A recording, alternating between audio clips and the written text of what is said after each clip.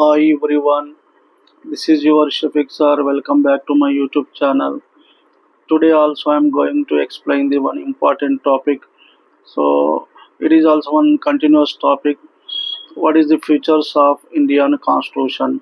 So in our previous class, I am clearly explained that what is the features of preamble. About the preamble, I am clearly explained about that. Today, let us discuss about the what is the fundamental rights of the Indian citizens. So this is also one important feature of the Indian Constitution. Okay, before that, everyone please subscribe my channel, share and like my channel. Okay, so fundamental rights. Let us discuss the one new topic, fundamental rights. So you know that fundamental rights are very important, so to the every citizen of India, fundamental rights. Okay, so ప్రాథమిక హక్కులు అంటారు.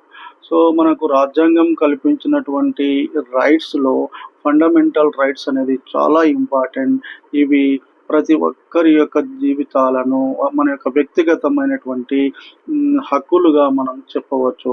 స్వేచ్ఛగా జీవించడానికి, స్వేచ్ఛగా పనిచేయడానికి these rights are very important to the every citizen of India. That is called the fundamental rights.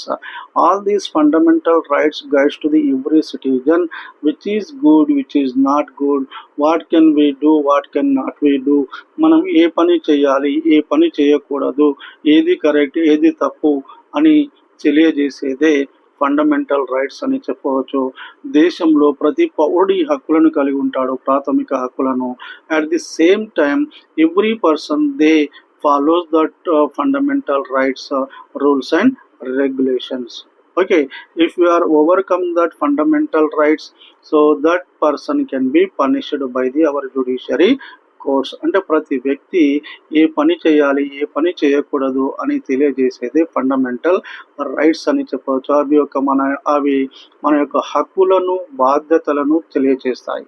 Fundamental rights explains about that our responsibility and our duties. So that is the very important one. Listen here. First, let us discuss about the Constitutional Assembly members borrowed the fundamental rights from American country. So ఈ America country నుంచి fundamental రైట్స్ని borrow చేయడం జరిగింది. So మన దేశంలో fundamental రైట్స్ని ఏ country నుంచి తీసుకోవడం జరిగింది అంటే, సో ఫండమెంటల్ రైట్స్ని అమెరికన్ కంట్రీ నుంచి ఆ కాన్స్టిట్యూషన్ అధ్యయనం చేసి మన దేశంలో చేర్చడం, మన దేశ రాజ్యాంగంలో చేర్చడం జరిగింది. ఫండమెంటల్ రైట్స్ కాన్సెప్ట్ని first time we can incorporated fundamental rights third part of కాన్స్టిట్యూషన్లో మూడవ భాగంలో ఈ ఫండమెంటల్ రైట్స్ అనేటువంటి వాటిని చేర్చడం అనేది జరిగింది. సో ఫండమెంటల్ రైట్స్ ఏ ఆర్టికల్ ద్వారా మనము చదువుకుంటున్నాం కాన్స్టిట్యూషన్లో అంటే article 12 to 35 articles explain about the fundamental rights of the citizen. మన యొక్క ప్రాథమిక హక్కులు అనేటువంటివి 12వ ఆర్టికల్ నుంచి 35 ఆర్టికల్ వరకు మన యొక్క ఫండమెంటల్ రైట్స్ గురించి స్టడీ చేయడం అనేది జరుగుతుంది. Explain about the fundamental rights. Okay, and another reason here fundamental rights who is the enjoying that only citizens. ప్రతి పౌరుడు కలిగి ఉండేటువంటి హక్కులను ఫండమెంటల్ రైట్స్ అంటారు కాబట్టి citizens only enjoy this fundamental rights. So fundamental rights are similar with the, so ఇవి similar with the అమెరికాలో దీన్ని ఏమంటారంటే ఫండమెంటల్ రైట్స్ని బిల్స్ ఆఫ్ రైట్స్ అని అనడం జరుగుతుంది. అమెరికా కంట్రీలో ఏమంటున్నారు, బిల్స్ ఆఫ్ రైట్స్ అంటున్నారు. అండ్ బ్రిటన్లో, ఇంగ్లాండ్ కంట్రీలో ఏమంటున్నారు, మాగ్నా కార్టా అంటే హక్కుల పత్రం. ఒక దేశంలో పౌరులకు ఉండేటువంటి హక్కుల పత్రాన్ని ఏమంటారంటే మాగ్నా కార్టా అంటారు. So fundamental rights similar with the bills of rights of America and మాగ్నా కార్టా of the Britain దేశంలో, అమెరికా దేశంలో ఏ విధంగా పౌరులకు హక్కులు ఉన్నాయో మన దేశంలో కూడా ఈ ఫండమెంటల్ రైట్స్ని చేర్చడం అనేది జరిగింది. Constitution given fundamental rights to citizen with duty own without any discrimination భారతదేశంలో చూడండి. సో ఎలాంటి వివక్షత లేకుండా, అంటే కుల మతాలకు ప్రాధాన్యత లేకుండా, పేద ధనిక అనేటువంటి వ్యత్యాసం లేకుండా ప్రతి పౌరుడు భారతదేశ పౌరునికి సమాన హక్కులను కల్పించడం అనేది జరిగింది. సో మన రాజ్యాంగం కల్పించడం, constitution given the fundamental rights to citizen without any discrimination అంటే వివక్షత లేకుండా అందరికీ సమానంగా ఫండమెంటల్ రైట్స్ని ప్రొవైడ్ చేయడం జరిగింది. And fundamental rights are justiciable. ఫండమెంటల్ రైట్స్కి కోర్టు ద్వారా జస్టిషియబుల్ ఉంటుంది, అంటే ఎవరు రక్షణ ఇస్తున్నారు ప్రతి పౌరులకు ఈ courts, supreme court, high court, courts protection అనేటువంటివి కల్పిస్తున్నాయి. And supreme court and high court protect the fundamental rights. Supreme court కానీ తర్వాత హైకోర్టు కావచ్చు, so protect the fundamental rights. Article 32, especially Article 32, Supreme Court issue the writs and protection of the fundamental rights. Fundamental రైట్స్కు అమలు చేయడానికి వాటిపై ఆర్డర్స్ని issue చేసే అధికారము ఎవరికి ఉంటుందంటే జనరల్గా సుప్రీం కోర్టుకు ఉంటుంది. ఫండమెంటల్ రైట్స్ అని మనం చెప్పవచ్చు. సో ఇంకొకటి చూడండి, ఆర్టికల్ 226 ఏం చెప్తుందంటే high court issue the writs and protect the fundamental rights. High court ద్వారా మన యొక్క ఫండమెంటల్ రైట్స్ని ప్రొటెక్ట్ చేసుకోవడానికి అవకాశం ఉంది. ఏ ఆర్టికల్ ద్వారా? 226. సుప్రీం కోర్టు ద్వారా అయితే 32 ఆర్టికల్ ద్వారా మనము ప్రొటెక్ట్ చేసుకోవచ్చు ఫండమెంటల్ రైట్స్ని. దెన్ 226 ఆర్టికల్ ద్వారా హైకోర్టు మన యొక్క ఫండమెంటల్ రైట్స్ని ప్రొటెక్షన్ చేసుకోవచ్చు. So that writs are 5 types. So 5 types రిట్స్ని కోర్ట్స్ అనేటువంటివి ఇష్యూ చేయడం జరుగుతుంది. హేబియస్ కార్పస్ అనేటువంటిది ఒకటి ఉంటుంది, మాండమస్ అనేటువంటిది ఒకటి ఉంటుంది, అండ్ సెర్షియోరారీ అనేటువంటివి ఉంటాయి. సో ఇవన్నీ లీగల్ రైట్స్. మన కోవారెంటో అండ్ ప్రొహిబిషన్. సో ఇవన్నీ కూడా ఏంటంటే లీగల్ రైట్స్. ఎవరు ఇష్యూ చేస్తారు అంటే మనకు సుప్రీం కోర్టు ఇష్యూ చేయడం జరుగుతుంది, హైకోర్టు అనేది ఇష్యూ చేయడం జరుగుతుంది. ఓకే. సో హేబియస్ కార్పస్ అంటే it is the legal right.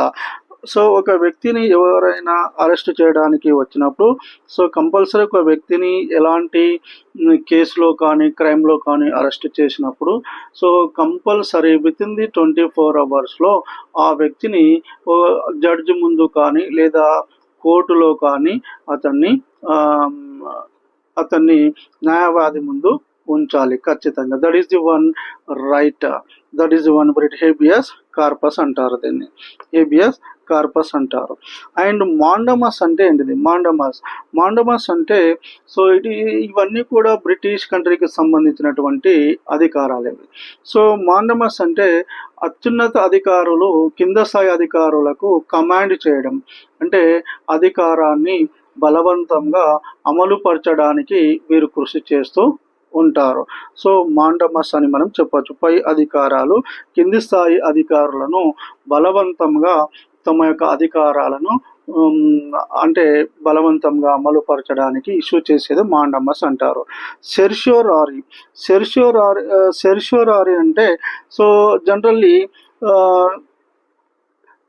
ఏదైనా ఒక ఆఫీసర్ కావచ్చు, ఒక సంస్థ కావచ్చు, ఒక వ్యక్తి కావచ్చు, ఇష్యూ చేసినటువంటి ఆర్డర్స్ని రివ్యూ చేసి క్యాన్సలింగ్ దానికి రద్దు చేయడం కానీ అమలు పరిచే అధికారం కోర్ట్స్కు ఉంటుంది. దాన్ని సెర్ష్యోరారీ అనేటువంటిది చెప్పడం జరుగుతుంది.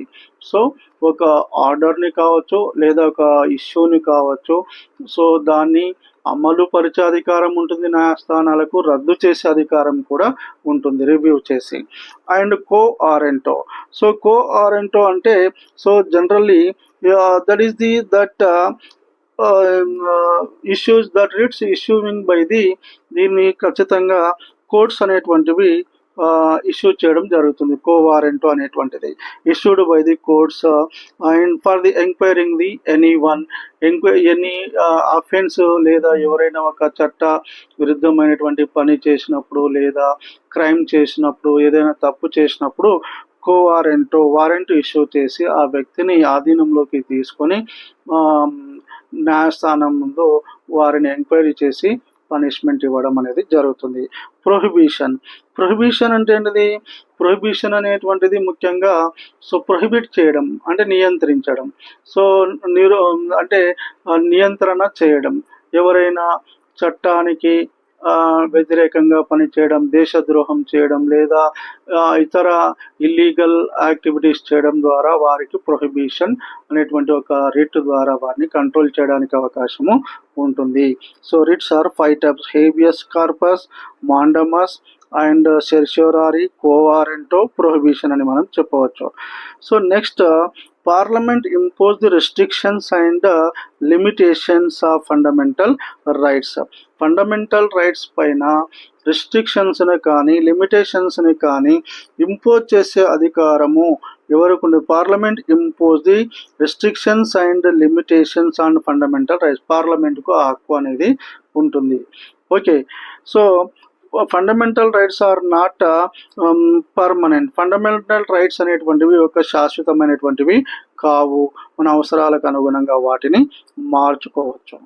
ఓకే, అండ్ నెక్స్ట్ ఆర్టికల్ 359 ఏం చెప్తుందంటే, article 359 president suspend the all the president suspend the all the fundamental rights temporarily other than 2021 during the period of national emergency. ఎప్పుడైతే ఎమర్జెన్సీ సిచ్యువేషన్ ప్రెసిడెంట్ ఇంపోజ్ చేస్తాడో, యుద్ధాలు జరిగినప్పుడు, war situation, financial crisis, constitutional emergency, president 3 రకాల emergency impose చేస్తాడు: national emergency, constitutional emergency, financial emergency. Powers using by the President of India. So according to that 359 ఆర్టికల్ని use చేసుకొని ఆ దేశ రాష్ట్రపతి ఈ ఎమర్జెన్సీ పవర్స్ని ఇంపోజ్ చేయడం అనేది జరుగుతుంది. టెంపరర్లీ దాన్ని అన్ని ఫండమెంటల్ రైట్స్ని రద్దు చేసే అధికారము రాష్ట్రపతికి ఉంటుంది, ప్రెసిడెంట్కు ఉంటుంది. ఎక్సెప్ట్ 2021 ఈ 2 ఆర్టికల్స్ తప్ప మిగతా అన్ని ఫండమెంటల్ రైట్స్ని రద్దు చేసే హక్కు, రైట్స్ ఎవరికి ఉంటాయంటే ప్రెసిడెంట్ ఆఫ్ ఇండియాకు ఉంటాయి. At the time of constitution came in to force. So మన రాజ్యాంగాన్ని అమలు పరుచుకునే రోజుకు మనం ఎన్ని ఫండమెంటల్ రైట్స్ని పొందుపరచడం జరిగింది మన కాన్స్టిట్యూషన్లో అంటే, so there are the 7 fundamental rights introduced in the our constitution. First, right to equality 14 to 18 article, and right to freedom 19 to 22, right to against the exploitation 23 to 24, right to religion freedom 25 to 28, right to culture and education 29 to 30. So ఇవన్నీ కూడా మనకు రాజ్యాంగం కల్పిస్తున్నటువంటి హక్కులుగా మనము భావించవచ్చు. Right to property article 31 right to property గురించి చెప్తుంది. Right to constitutional remedies 32 article మనకు చెప్తుంది. So fundamental rights 14 article to 32 వరకు, 14 ఆర్టికల్ టు 32 ఆర్టికల్ వరకు ఫండమెంటల్ రైట్స్ మనకు ఎక్స్ప్లెయిన్ చేస్తున్నాయి. రకరకాల ఫండమెంటల్ రైట్స్ని మనము కలిగి ఉన్నాం ఆర్టికల్ 14 నుంచి 32 వరకు. So one by one I will explain about that what is the fundamental rights we have that by the Indian Constitution.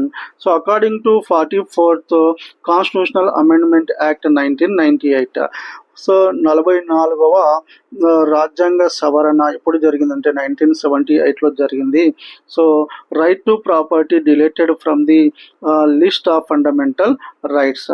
Fundamental rights అనేటువంటిది డిలీట్ చేయడం జరిగింది మన రాజ్యాంగంలో. సో ఏ ఆర్టికల్ ద్వారా అంటే ఏ సవరణ ద్వారా అంటే 44th కాన్స్టిట్యూషనల్ అమెండ్మెంట్ యాక్ట్ 1978లో right to property act fundamental list రైట్లో దాన్ని డిలీట్ చేయడం అనేది జరిగింది. ఓకే, సో ఫండమెంటల్ రైట్స్ని మన ప్రాథమిక హక్కుల జాబితాలో తొలగించడం జరిగింది. ఎగ్జామ్లో ఇది ఖచ్చితంగా వస్తుంది. So fundamental rights removing which amendment act, A act ద్వారా రిమూవ్ చేయడం జరిగిందంటే 44th Constitutional Amendment Act 1978. Okay, at that time, at the time of the Morarji Desai, ఎవరు ప్రైమ్ మినిస్టర్గా ఉన్నారంటే మొరార్జీ దేశాయి మన ప్రెసిడెంట్గా ప్రైమ్ మినిస్టర్గా ఉన్నాడు. ఆ కాలంలో ఈ రైట్ టు ప్రాపర్టీ రైట్ని తొలగించడం అనేది జరిగింది. At present fundamental rights are 6 rights. ఎన్ని రైట్స్ ఉన్నాయి మన దేశంలో? ప్రతి పౌరునికి ఫండమెంటల్ 6 ఉన్నాయి. Right to property is one of the legal right in India. So at present legal రైట్గా కూడా మనము చెప్పవచ్చు మన కాన్స్టిట్యూషన్లో. And article 300A explain about the right to property in 12th part. Article 300 చెప్తుంది రైట్ టు ప్రాపర్టీ గురించి explain చేసే article ఏంటంటే బాగా మైండ్లో పెట్టుకోవాలి. Article 300A. సో ఏ పార్ట్లో 12th పార్ట్లో ఇండియన్ కాన్స్టిట్యూషన్లో చేర్చడం అనేది జరిగింది. Next Jammu and Kashmir right to property is one of the fundamental right. So Jammu and కాశ్మీర్లో వీళ్ళకి సపరేట్ కాన్స్టిట్యూషన్ ఉండేది. సో 370 ఆర్టికల్ ప్రకారం సో వీరికి సపరేట్ కాన్స్టిట్యూషన్, సపరేట్ పవర్ ఉండేది. సో వాళ్ళ fundamental rights right to property అనేది ఒక లీగల్ రైట్గా చేర్చడం జరిగింది. Okay, and next so listen here. Next, article 12. So article 12 define the state fundamental rights. Fundamental rights ni define the state fundamental rights ni explain చేస్తుంది. article 13 legislature should not, article 13 ఏం explain చేస్తుందంటే legislature should not make laws against the fundamental rights. legislatures అంటే రాష్ట్ర శాసనసభలు fundamental రైట్స్కి అగెనిస్ట్గా ఎలాంటి చట్టాలను చేయలేరు. So ఏ article చెప్తుంది? Article 13 says that legislature should not make laws against the fundamental rights. Fundamental రైట్స్కి అగెనిస్ట్గా రాష్ట్ర శాసనసభలు ఎలాంటి చట్టాలను చేయడానికి అధికారము లేదు. ఓకే, సో 12 ఏం చెప్తుంది? డిఫైన్ ది స్టేట్, ఒక రాష్ట్రము మరియు ఫండమెంటల్ రైట్స్ గురించి ఎక్స్ప్లెయిన్ చేస్తుంది. And all are equal before the law. Article 14 ఏం చెప్తుందంటే all are before the law, అంటే చట్టం ముందు అందరూ సమానమే అని చెప్పేటువంటి ఆర్టికల్ ఏంటంటే బాగా గుర్తుపెట్టుకోండి 14th ఆర్టికల్. సో కుల, మత, ధనిక, పేద వ్యత్యాసం లేకుండా చట్టం ముందు అందరూ సమానమని చెప్పేటువంటి ఆర్టికల్ ఏంటంటే 14th article. And article 15 the citizens have the equal status and honor. సమాజంలో ప్రతి పౌరునికి ఈక్వల్ స్టేటస్, హోదా మరియు గౌరవము ప్రతి ఒక్కరికి సమానంగా పొందే హక్కు అనేది ఉంది ఫండమెంటల్ రైట్స్లో. అది ఏ ఆర్టికల్ ద్వారా అంటే ఆర్టికల్ 15 ఏం చెప్తుంది? సమాజంలో సమాన హక్కులు, గౌరవాన్ని పొందవచ్చు అని చెప్తుంది article 15. Next article 16 government provide the equal opportunities to the people in the government jobs and recruitments. So government జాబ్స్లో కానీ రిక్రూట్మెంట్స్ నియామకాల్లో కానీ సో సమాన ఆ హక్కులను, సమాన హక్కులను అందరికీ సమానంగా ఇచ్చే అవకాశాన్ని ఆర్టికల్ 16 చెప్తుంది. Article 16 government provide the equal opportunities to people in government jobs and requirements. So jobs and రిక్రూట్మెంట్స్లో సమాన హక్కులు ఇవ్వాలి అని చెప్తుంది ఆర్టికల్ 16. ఓకే, సో నెక్స్ట్ చూడండి అమ్మా, ఆర్టికల్ 16(4) మళ్ళీ ఇక్కడ ఆర్టికల్ 16(4) అనేటువంటిది కూడా ఇంకొకటి ఉంది మనకి ఇక్కడ కాన్స్టిట్యూషన్లో. SC ST reservations in the government jobs. So government జాబ్స్లో ఎస్సీ ఎస్టీ రిజర్వేషన్లు కల్పించాలి అని చెప్పేటువంటి ఆర్టికల్ ఏంటంటే ఆర్టికల్ 16(4) ఏం చెప్తుంది, ఎస్సీ ఎస్టీ పీపుల్స్కి రిజర్వేషన్ కల్పించాలి గవర్నమెంట్ జాబ్స్లో. And article 17 says that abolition of untouchability, అంటరానితనాన్ని నిరోధించాలి. అంటరానితనం అంటే higher caste, lower caste. So SC ST peoples టెంపుల్స్లోకి రాకూడదు. సో పేదవాళ్ళు ధనికులు అనేటువంటి వ్యత్యాసం లేకుండా అన్టచబిలిటీ, అంటరానితనాన్ని పూర్తిగా నిర్మూలించాలి అని చెప్పేటువంటి ఆర్టికల్ ఏంటంటే ఇది చాలాసార్లు ఎగ్జామ్లో వస్తుంది. What is the importance of article 17? It explain the abolition of untouchability, అంటరానితనాన్ని తొలగించాలి అని మన ఫండమెంటల్ రైట్స్లోనే ఇది చెప్పడం జరుగుతుంది. Next article 18 says that should not give any receive and title, title awards except army and education. So ఇలాంటి అంటే ఈ గౌరవప్రదమైనటువంటి అవార్డ్స్ అనేటువంటివి ఇతరులకు ఎవరికి కూడా ఇవ్వకూడదు. సో ఆర్టికల్ 18 ఏం చెప్తుందంటే రిసీవ్ తీసుకోకూడదు, ఇవ్వకూడదు. ఎవరికి ఇవి except that army and education రంగంలో ఆర్మీ వాళ్ళకే ఇలాంటి అవార్డ్స్ అనేటువంటివి పరమవీర్ చక్ర ఇట్లాంటి అవార్డ్స్ వారికి మాత్రమే ఇవ్వాలి, ఇతరులకు ఇవ్వకూడదు. నెక్స్ట్ ఆర్టికల్ 19 ఏం చెప్తుందంటే article 19 says that it gives 6 fundamental freedoms to the citizens. So సిటిజన్స్కి కొన్ని ఇంపార్టెంట్ ఫండమెంటల్ ఫ్రీడమ్స్ని ప్రొవైడ్ చేస్తుంది. Okay, 6 freedoms to citizens. They are ప్రతి article 19.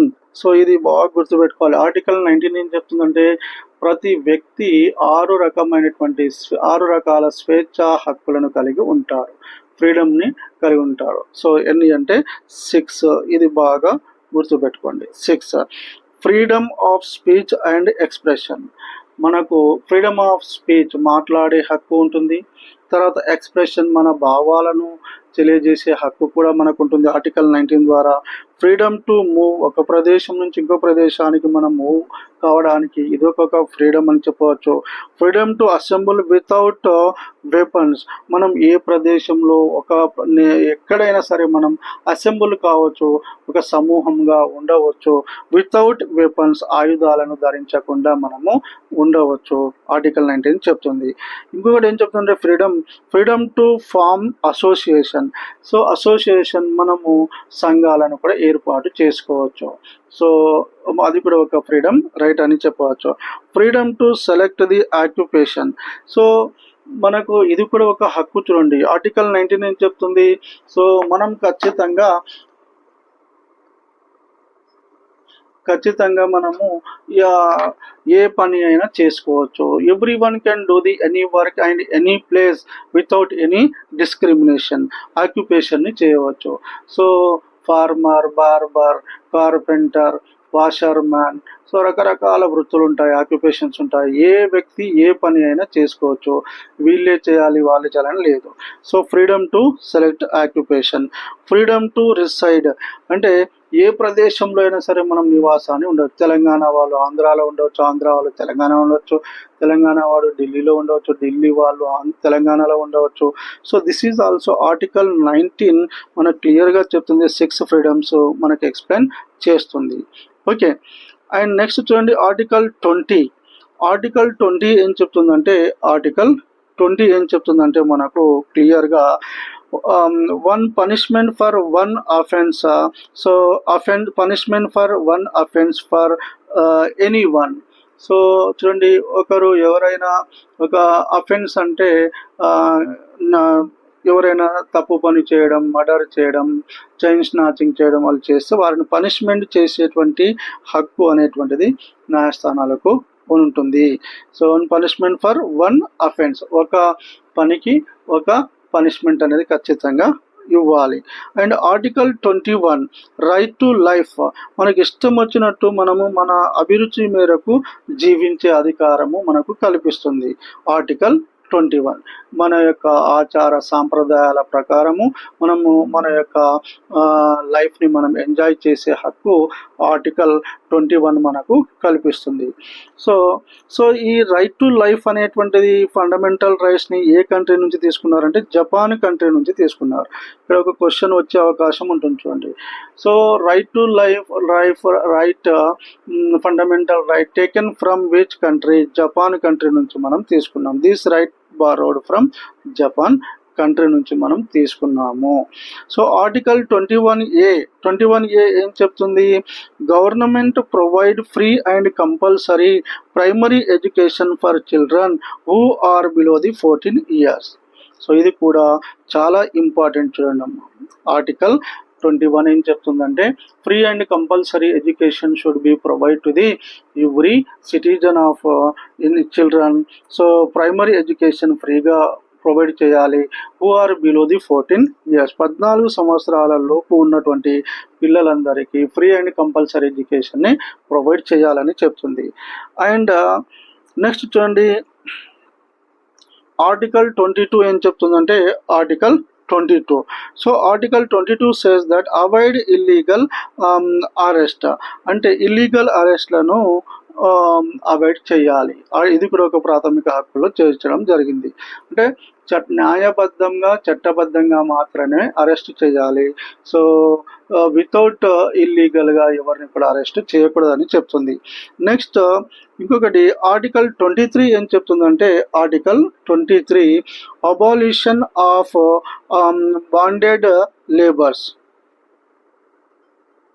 Abolition of bonded labours అంటే ఎవరైతే 18 సంవత్సరాల లోపు ఉన్నటువంటి పిల్లలను లేబర్స్గా నియమించుకోకూడదు అని చెప్తుంది.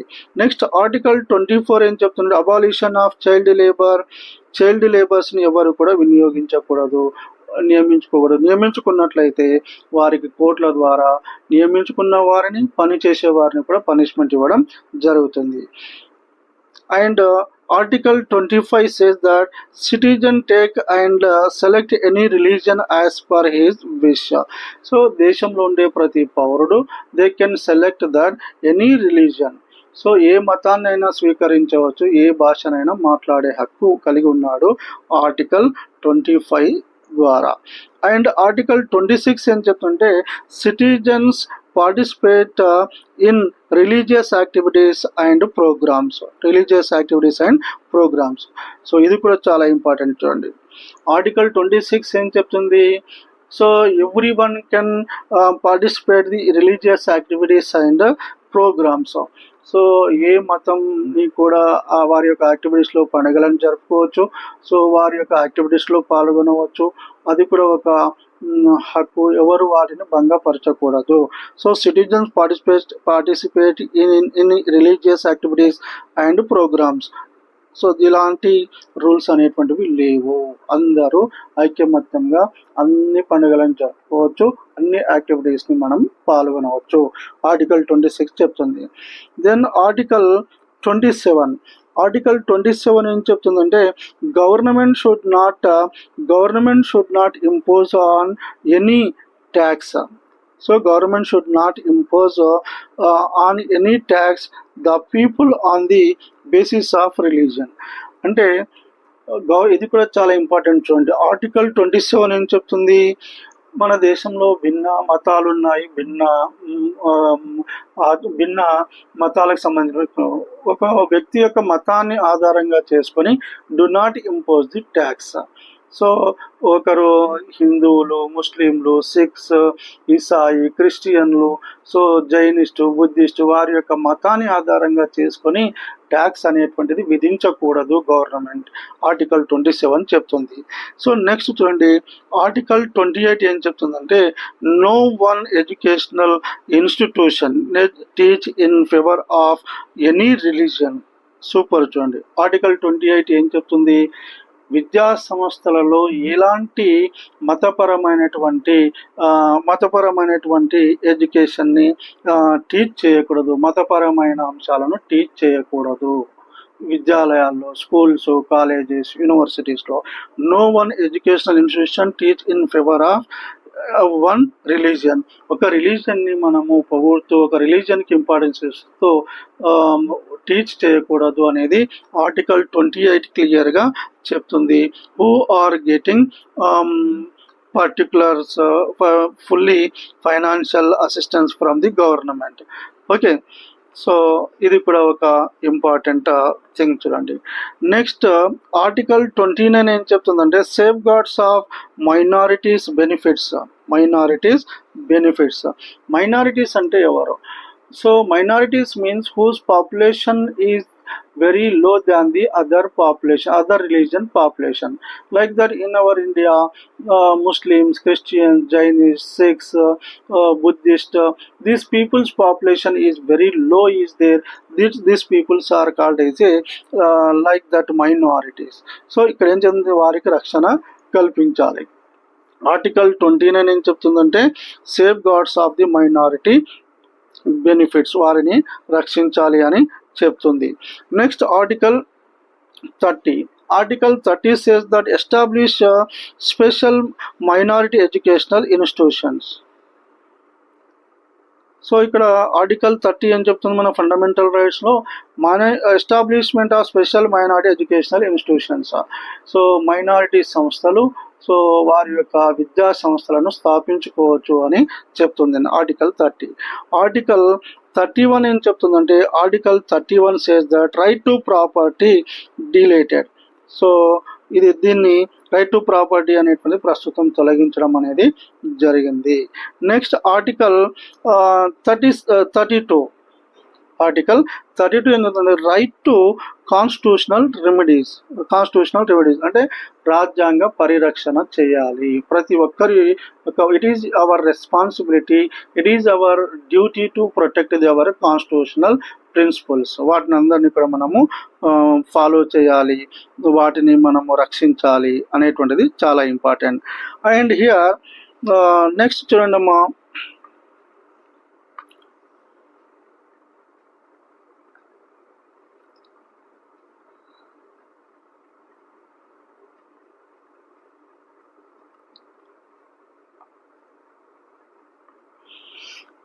ఆర్టికల్ 33 and 34, 35 ఇవి ఏం చెప్తున్నాయంటే 33, 34, 35 restrictions, limitations and exemptions of fundamental rights. మన ఫండమెంటల్ రైట్స్కి రిస్ట్రిక్షన్స్ని విధించవచ్చు, లిమిటేషన్స్ పరిమితిని పెట్టవచ్చు, తర్వాత ఎగ్జంప్షన్స్ మినహాయింపులను పొందవచ్చు. ఏ ఆర్టికల్ ద్వారా అంటే ఆర్టికల్ 34, 33, 34, 35 ద్వారా మనం పొందవచ్చు. Okay, so these are the total fundamental rights of the Indian citizen. So I think everyone they can better understand this all fundamental rights from A article నుంచి ఏ ఆర్టికల్ వరకు మనకు ఉన్నాయి అనేది నేను క్లియర్గా ఎక్స్ప్లెయిన్ చేయడం అనేది జరిగింది. సో 12th ఆర్టికల్ నుంచి 35 ఆర్టికల్ వరకు ఇవన్నీ దేనికి సంబంధించిన ఫండమెంటల్ రైట్స్కి సంబంధించినవి మనం చెప్పవచ్చు. So I think everyone better understand this class. So please, if it is useful to you, Please subscribe my channel who are not subscribe my channel, and like and share my video to your friends, relatives, whatever it is. Okay, thank you to everyone.